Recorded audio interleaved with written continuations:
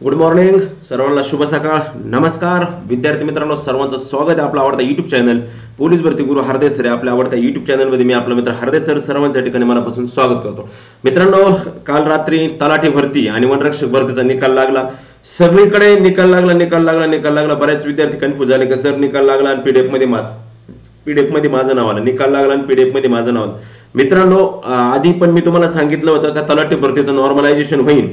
Normalisation झालेलं आहे आणि वनरक्षकचं नॉर्मलायझेशन शक्यतो होणार नाही. मी कायम सांगत होतो ओल्ड आणि वनरक्षकचं नॉर्मलायझेशन झालेलं नाही. आता वनरक्षकचे मार्क या ठिकाणी ठाणे आणि नागपूर सोडता सगळीकडले वनरक्षकचे मार्क आलेले. आता ग्राउंडला कोणाला संधी भेटणार, एकाच 10 घेणार की 54 वाले सर्व घेणार, याच्या संदर्भात अजूनही विद्यार्थ्यांमध्ये खूप मोठा संभ्रम आहे. मित्रांनो, संपूर्ण 2-3 मिनिटाचा 4-5 मिनिटाचा व्हिडिओ असेल. संपूर्ण माहिती व्यवस्थित पहा. मी सगळी माहिती व्हिडिओच्या माध्यमातून तुम्हाला देणार आहे. वनरक्षक भरती संदर्भातली सगळ्यात महत्वाची माहिती देणार आहे. चॅनल सबस्क्राईब करा नवीन विद्यार्थी असतील तर.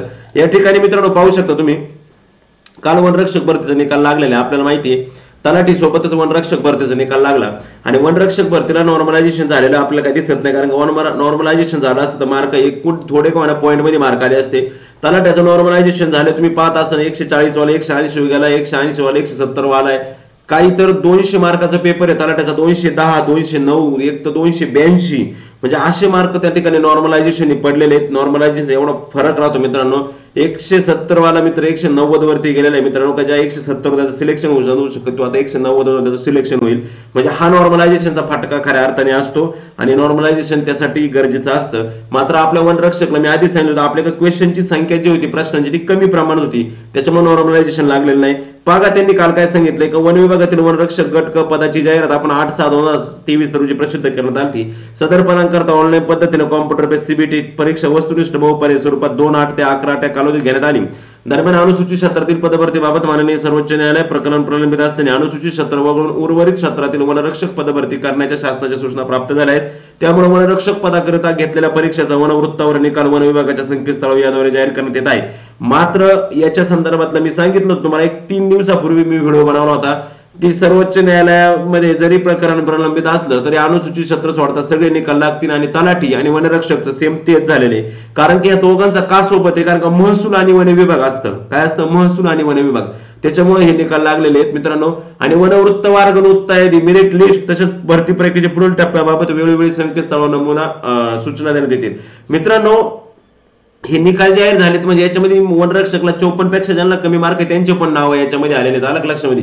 त्याच्यामुळे असं नाही का वन विभागाचा निकाल जाहीर झाला म्हणजे वन विभागाचं माझ्या यादीत बऱ्याच जणांना वाटलं की आमचं यादीत नाव आलं. आता काय ग्रुपवरती तेच चालू आहे सगळ्या ग्रुपवरती का वन विभागात यादीत आमचं नाव आलेलं आहे सर मग आम्ही सिलेक्ट झालो का. नाही, ही यादी फक्त मार्कांची. मी आधी सांगितलं होतं TCS ची पदभरतीची पद्धत कशी, ही यादी फक्त मार्कांची यादी आहे. मार्क लिस्ट आलेल्या आहेत तुमच्या.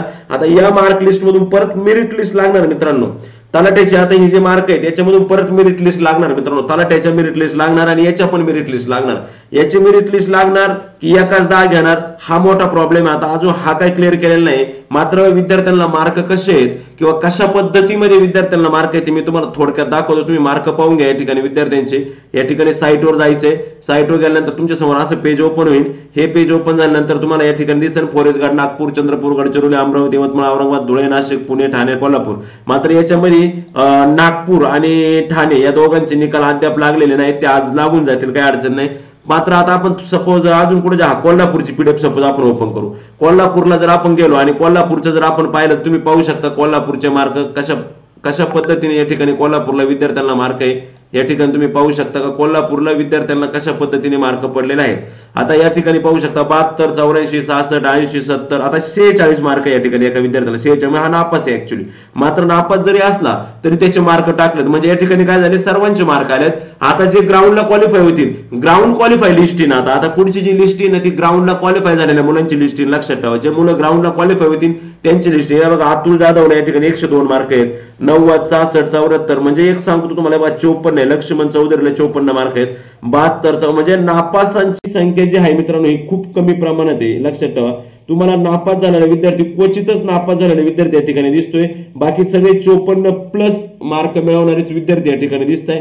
तुम्ही पाहू शकता 102, 104, 100, 90, 80 ते 90 या दरम्यान भरपूर विद्यार्थ्यांची मोठ्या प्रमाणात संख्या जर असेल तर ती 80 ते 90 ह्या 10 अंकामध्ये ह्या 10 मध्ये खूप मोठ्या प्रमाणामध्ये. म्हणजे 80 ते 100 मध्ये जे विद्यार्थी आहेत, जेवढ्या जागा आहे त्याच्या एकाच 10 जर मेरिट लागलं तर 80 ते 10 मध्ये विद्यार्थी त्या ठिकाणी बसतील. एवढा टॉप मध्ये मेरिट मुलांना मार्क पडलेले.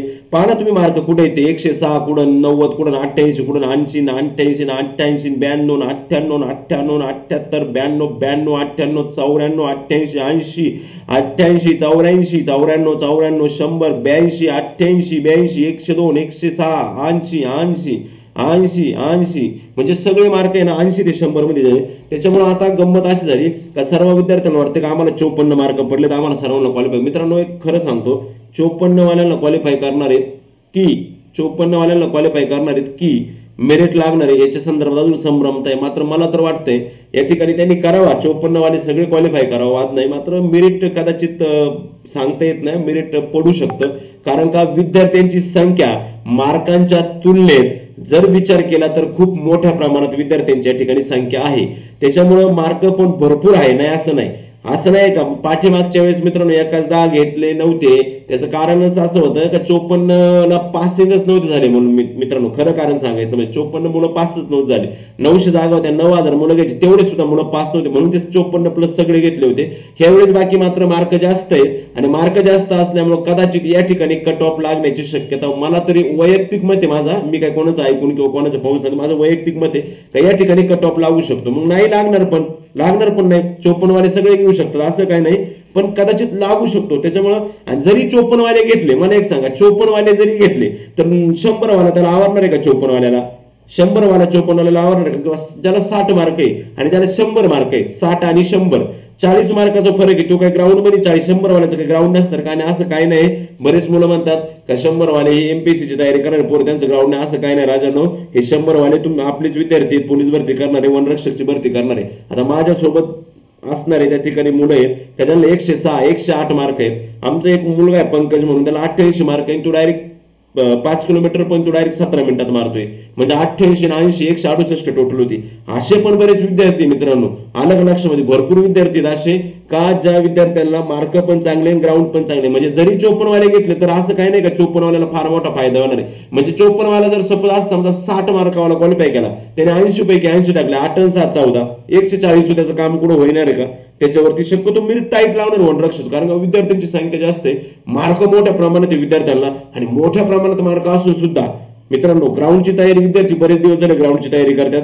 त्याच्यामुळं या ठिकाणी मेरिट जोरदार लागणार. जरी तुम्हाला 54चा कट ऑफ लावला, त्यांनी 54चे पासिंग सगळे घेतले, तरी ज्याला मार्क आहे तोच आघाडीवर राहणार, लक्षात ठेवा. कारण का विद्यार्थ्यांना ग्राउंड करायला आणि अजूनही आपल्या ग्राउंडला 1 महिना कालावधी लावू शकतो यांनी लक्षामध्ये. आता राहिला प्रॉब्लेम असा, आपलं वनरक्षक आपलं काय झालं नाही, आपली शॉर्टलिस्ट नॉर्मलायझेशन झालं नाही. तर मला असं म्हणायचं होतं मित्रांनो, जरी आपलं नॉर्मलायझेशन झालेलं नसलं, ऐका बरं, जरी आपलं नॉर्मलायझेशन झालेलं नसलं तरी अजून आपल्याला अनुसूचित जमातीचे जे काही ते पेसा ऍक्टचे जे पेसा मधले जे काही विद्यार्थी त्यांचे मार्क या ठिकाणी निकाल राखून ठेवलेला आहे. म्हणजे ज्यावेळेस पेसाचा निकाल परत याच्यात ऍड होईल त्यामुळे याच्यामध्ये परत बदल होऊ शकतो. कदाचित नॉर्मलायझेशन तर काय झालेलं नाही, कारण नॉर्मलायझेशन करायचं असतं आजच्या ह्याच लिस्टमध्ये नॉर्मलायझेशन केलं असतं. आता परत पुढे नॉर्मलायझेशन शक्यतो काय व्हायचं नाही असं मला वाटतं. कारण नॉर्मलायझेशन मी त्यावेळेस तुम्हाला ओरडून सांगत होतो का बाबा इथं नॉर्मलायझेशन नाही. ज्या एक्झामचं नॉर्मलायझेशन करायचं त्या एक्झामचं त्या आधी जाहिरातीमध्ये मेन्शन करतात, ते सूत्र आहे काहीतरी, ते सूत्र टाकून असतं आणि मग त्याच्यानुसार ते सांगतात, धडधडीत तिथं मेन्शन असतं नॉर्मलायझेशन वगैरे. लक्षामध्ये तलाट्याला डायरेक्टली त्यांनी मेन्शन केलं होतं का नॉर्मलायझेशन होईल, आणि तलाट्याला नॉर्मलायझेशन झालं, तलाट्याचा निकाल लागला आणि तलाट्याच्या निकालामध्ये इतके काही विद्यार्थ्यांचे मार्क वाढलेत का अमाप मार्क वाढले. 200 मार्काचा पेपर असून 200 क्रॉस केलेले सुद्धा भरपूर विद्यार्थी तुम्हाला यादीमध्ये पाहायला भेटतील. वनरक्षकचं तसं झालेलं नाही, कारण जर वनरक्षकचं जर नॉर्मलायझेशन झालं असतं तर वनरक्षकचे मार्क मायनस मध्ये दिसले असते तुम्हाला, मायनस म्हणजे पॉईंट मध्ये दिसले 74.12 74.31 असे मार्क नाही, म्हणून नॉर्मलायझेशन झालेलं नाही. जेवढे मार्क आहेत विद्यार्थ्यांचे तेवढेचे, फक्त मार्क व्यवस्थित चेक करून घ्या, कारण का काही सेकंड रिस्पॉन्स चेक केलेली नव्हती, त्याच्यामुळे त्यांचे जेवढ्यांचे काही मार्क असतील त्यांनी सगळ्यांनी आपापले मार्क त्या ठिकाणी व्यवस्थित चेक करा. ग्राउंडच्या संदर्भात अजून तुम्हाला 1 महिना 1.5 महिना भेटू शकतो 100%, अजून याच्यापेक्षा जास्त पण कमी वेळ नाही, महिनाभर तरी ग्राउंडला भेटू शकतो. मात्र ज्या विद्यार्थ्यांना 80 प्लस मार्क आहेत, 80 प्लस त्यांना ग्राउंड कसं बी असू त्यांनी ग्राउंडची प्रॉपर तयारी करा. म्हणजे याचा अर्थ असा होत नाही की 60 वाले 70 वाले तयारी, तुमची पण तयारी चालू ठेवा. कारण का लवकरच आपल्याला ते समजणार आहे का एकाच 10 घेणार की 54 वाले सर्व घेणार.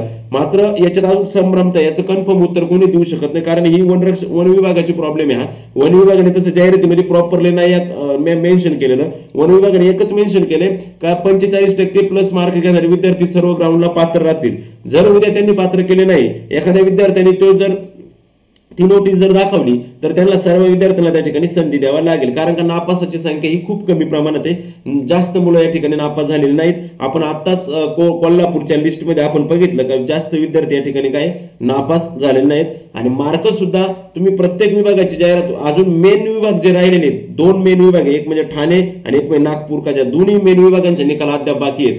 त्याच्यामुळे मित्रांनो जे 2 निकाल आल्यानंतर खरा निकाल बाहेर येणार आहे, ठाणे आणि नागपूर आल्यानंतर. कारण का ठाणे, नागपूर आणि कोल्हापूर या 3च ठिकाणी मोठ्या प्रमाणात जागा होत्या आणि त्याबद्दल कोल्हापूरचा निकाल लागलेला, मात्र ठाणे आणि नागपूरचा निकाल बाकी आहे. त्याच्यामुळे आता सगळ्यांचं लक्ष लागलेलं आहे का ठाणे आणि नागपूरची लिंक केव्हा चालू होईल किंवा ठाणे आणि नागपूरचा निकाल केव्हा लागेल. कारण का सगळ्यात जास्त फॉर्म त्या ठाणे नागपूरला विद्यार्थ्यांनी मोठ्या प्रमाणात टाकलेले होते. विदर्भातला सगळा पट्टा नागपूरला गेला होता, कोकणातला सगळा पट्टा ठाण्याला गेला होता आणि पश्चिम महाराष्ट्र प्लस कोकण कोल्हापूरला गेला होता. त्याच्यामुळे कोल्हापूरला पण जास्त प्रमाणात फॉर्म आहे, ठाण्याला पण जास्त प्रमाणात फॉर्म आहे, नागपूरला पण जास्त प्रमाणात फॉर्म आहेत. आलं लक्षामध्ये. त्याच्यामुळे सर्वांनी व्हिडिओ पाहिल्याबद्दल तुमचं आभार. मात्र एकाच 10 घेणार की 54 वाले सर्व घेणार हे मी तुम्हाला लवकरच सांगतो, पण मला तरी वैयक्तिक असं वाटतं कदाचित मेरिट लावू शकतात ते, कदाचित असं वाटतंय. कारण का मार्क जास्त आहे आणि जरी 54-56 मेरिट लागलं तरी 54-56 वाल्याला ते पुढची गोष्ट तोडणं.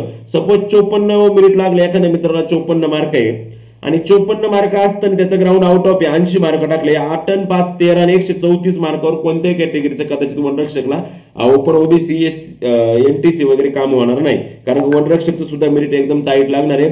ज्या मुलांना रिस्पॉन्सिट आलं, मार्क चांगले आले, त्या मुलांनी जोरदार तयारी चालू ठेवली. मला सांगा 54 वाला 80 घेऊन काम होणार नाही, त्या ठिकाणी 100 वाला 70 मार्क घेऊन 60 मार्क घेऊन त्या ठिकाणी काम करू शकतो. आलं लक्षामध्ये. किंवा 50 मार्क घेऊन सुद्धा तो 150 करू शकतो. त्याच्यामुळे गंमत काय आहे की आपल्याला की हे होणं अवघड आहे. आलं लक्षामध्ये. त्याच्यामुळे एकाच 10 घेणार की 54 हे आता मी तुम्हाला स्पष्ट थोड्याच काही माहिती घेऊन सांगतो. परंतु माझ्या तर वैयक्तिक मताने या ठिकाणी 54 वाले जरी त्यांनी जाहिरातीमध्ये तसं मेन्शन केलं असेल तर मुलांना मार्क मोठ्या प्रमाणात भरपूर मार्क मुलांना आलेले आहेत. त्याच्यामुळे कदाचित कट ऑफ पण लागू शकतो, सांगता येत नाही, ते आता लवकर स्पष्ट होईल. मात्र जे भौगोलकारांचे पॅसा ऍक्ट जे आहे, पॅसा ऍक्ट मधले जे आहे ते पॅसा ऍक्ट मधले जे विद्यार्थी त्यांचे मार्क अद्याप त्याच्यामध्ये टाकलेले नाही आणि पॅसा ऍक्टच्या जागा किंवा पॅसा ऍक्टचं पण मोठ्या प्रमाणामध्ये होतं. त्याच्यामुळं त्याच्या सुद्धा जागा काय होणार आहेत, जास्त प्रमाणामध्ये जागा त्या ठिकाणी त्याच्या येणार आहेत. आलं लक्षामध्ये. म्हणजे ते परत मार्क ऍड होतील त्याच्यामध्ये, तलाठ्याला पण आणि वनरक्षकला पण. त्याच्यामुळं एकाच 10 घेणार की 54 वाले सर्व घेणार याच्याबद्दल जरी संभ्रम असला तरी लक्षात घ्या 54, 56, 58 हे जे मार्क आहेत हे मार्क मित्रांनो 80 मार्क जरी घेतले तरी तुम्हाला ग्राउंडला थोडंसं अवघड जाऊ शकतं. त्या लक्षामध्ये. म्हणजे ग्राउंड आउट ऑफ जरी घेतला 80 पैकी 80 तरी ते मेरिटमध्ये बसण्याच्या थोडा अडचणी निर्माण होऊ शकतात. कारण का नॉर्मलायझेशन झालं नाही. जर नॉर्मलायझेशन झालं असतं तर मोठ्या प्रमाणात आपल्याला काय झालं असतं, मार्क या ठिकाणी पडले असते. आलं लक्षामध्ये. किंवा बदल झाला असता मार्कांमध्ये. पण नॉर्मलायझेशन न झाल्यामुळे मार्क जे आहेत तेच मार्क जागेवर राहिले. त्याच्यामुळे ग्राउंड आणि हे याच्यामध्ये बरीच तफावत आपल्याला दिसणार आहे. तर मी लवकरच त्याबद्दलचा संदर्भातला काही नवीन माहिती असलेला व्हिडिओ मी लवकरच घेऊन येईन. वनरक्षक संदर्भातला नवीन विद्यार्थी त्यांनी चॅनलला सबस्क्राईब करा असे नवीन अपडेट नवनवीन भरतीच्या पाहण्यासाठी. त्यानंतर मित्रांनो तुमच्या खास माहितीसाठी सांगतो की आता या ठिकाणी पोलीस भरतीची तयारी करणाऱ्या विद्यार्थ्यांसाठी आनंदाची बातमी. कालच ठाण्याचा पण आकृतीबंद जाहीर झालेला आहे कप्पीकृत आरक्षणाचा. आणि आपण जर पोलीस भरतीची तयारी करत असाल तर मिशन खाकी बॅच 1 तुमचं पोलीस होण्याचं स्वप्न साकार करा गुरुकुल सोबत. मित्रांनो ही बॅच तुम्ही जॉईन करू शकता. अतिशय महत्त्वाची online batch, live plus record batch, कालावधी 1 वर्ष आहे. अनलिमिटेड व्हिडिओ ऍक्सेस, किती वेळा लेक्चर पाहू शकता. 50% ऑफ 499 सर्व विषय एकाच फी मध्ये उपलब्ध आहे. आपला प्रवेश आजच निश्चित करा. गुरुकुल अकॅडमी विविध गुरुकुल अकॅडमी ऍप्लिकेशन डाउनलोड करा. 8600603715 या नंबरवरती संपर्क करा आणि आपण आपला प्रवेश या बॅचला करा. कारण की ह्या बॅचचं वैशिष्ट्य म्हणजे तुम्ही किती वेळा लेक्चर पाहू शकता. एक लेक्चर, एक टॉपिकचं लेक्चर किती वेळा पाहू शकता. आणि कालावधी सुद्धा 1 वर्षाचा फक्त 500 रुपयामध्ये टॉप एज्युकेटर तुम्हाला या ठिकाणी शिकवायला आहे. त्यांच्याकडून तुम्ही शिकू शकता. त्यासाठी विविध गुरुकुल अकॅडमी ऍप्लिकेशन डाउनलोड करा. त्याची लिंक पण आपल्या डिस्क्रिप्शन बॉक्समध्ये मी दिलेली, त्या ठिकाणी जाऊन तुम्ही ते डाउनलोड करू शकता. लक्षामध्ये. आणि हो, न्यायालयाची भरती चालू आहे तुम्हाला माहितीच आहे. कालपासून आपली जिल्हा न्यायालय भरती टेस्ट सिरीज सुरू झाली. आता ऍडमिशन घेतलं तरी तुम्हाला भेटेल, काय अडचण नाही. जर कोणाला ऍडमिशन घ्यायचं असेल तर या नंबरवरती संपर्क करा 95 95 96 किंवा माझा नंबर आहे 97 66 85 इकडे वरती दिसतो तुम्हाला. त्याच्यावरची मेसेज केला तरी तुम्हाला ऍडमिशन भेटेल, काहीच अडचण नाही. वनरक्षक ग्राउंड केव्हा चालू होणार याच्या संदर्भात अजूनही जरी असं तर 1-1.5 महिना 1 महिना वनरक्षक भरतीच्या ग्राउंडला लागू शकतो.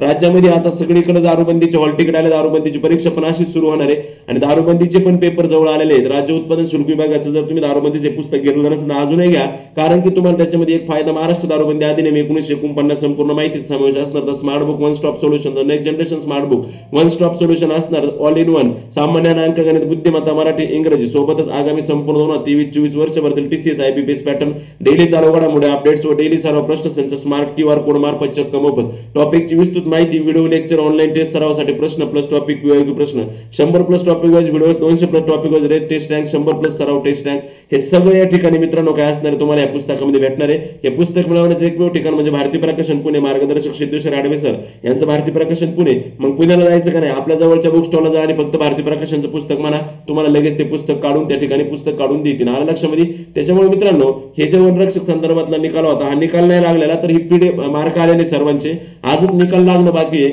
आता याच्यामध्ये तुम्ही किती क्वालिफाय होता किती नाही हे तुम्हाला ज्यावेळेस तुमचा निकाल लागेल, कट ऑफ लागेल त्यावेळेस समजेल. आता पुढची यादी अशी असेल का ग्राउंड साठी पात्र उमेदवारांची यादी आणि ग्राउंड साठी पात्र उमेदवारांची यादी लागेल. मग याच्यामध्ये नापास विद्यार्थी स्किप केले जातील, जे विद्यार्थी नापास आहेत ते गाळले जातील आणि जे विद्यार्थी पास आहेत त्याच विद्यार्थ्यांची यादी लागेल. मग आता पास विद्यार्थ्यांची यादी लागते की डायरेक्टली ग्राउंडला क्वालिफाय विद्यार्थ्यांची यादी लागते. आता याच्याकडे सर्वांचं लक्ष लागलेले. ही माहिती माझ्या पद्धतीने मी जर मला भेटलं अधिकृत माहिती मी माहिती काढण्याचा प्रयत्न करतो. चालते मित्रांनो, भेटू आपण परत पुढच्या व्हिडिओ. तोपर्यंत मी तुमची रजा घेतो. जय हिंद, जय भारत.